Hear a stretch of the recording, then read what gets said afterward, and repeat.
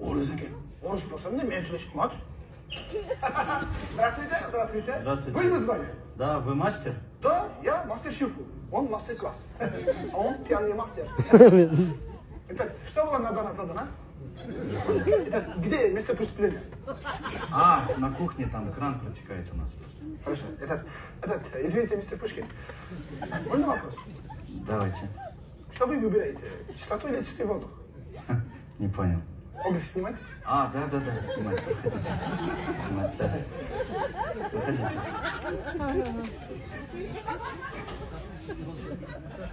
Мистер Пушкин. Я вообще-то Вадим. Вадим? Вадим Пушкин. Я сам из России, приехал, получается, в Кыргызстан. Мне очень понравилось. Ну, когда мобилизация была, получается. Купил здесь дом, и вот сейчас думаю жениться. Мусульман место. Пошел нафиг. Это мой друг.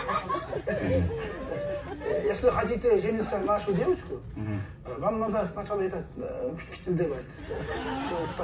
Что такое? Есть же это. Вам здесь не тяжело? Нет, нормально, в принципе. Единственное, кыргызский язык намного тяжелее, чем русский, но я решил его изучать.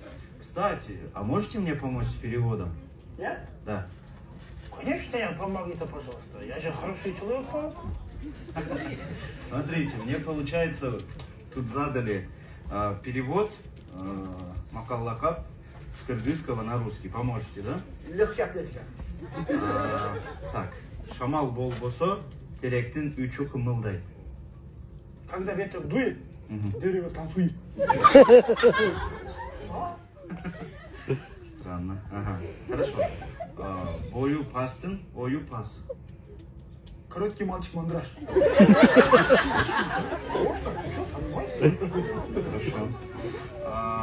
Хорошо, дальше. Чимчик сойсо да, касапчы сойсын. Птица счастья завтрашнего дня. Да, это у нас махалака. Бака-бака. Не знал. Хорошо. Досумду көрсөт, сенин ким экениңди айтып берем. Ты друг, я друг, мы криминальный друг. Вот на песне. Все в песне. Кыргызы сильный народ. Да? О, древний народ вообще. Когда были динозавры, Ага. кыргызы тоже были. Серьезно. Серьезно. Странно. Ага. Хорошо. Мактаган кыз тойдон осура. Хорошая девочка, огню опасна. Хорошо. Так. Жемейдин кумсайы бар. Что? Жемейдин кусмайы бар. Кушаешь чуть-чуть. Вообще, ребята, вы очень интересные, веселые такие, очень понравились мне. Кстати, я хотел вас отблагодарить.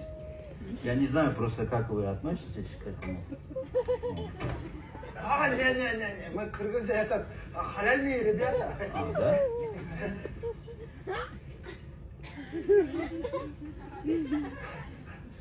Я же говорил, он пьяный мастер. Пьяный мастер. Понятно.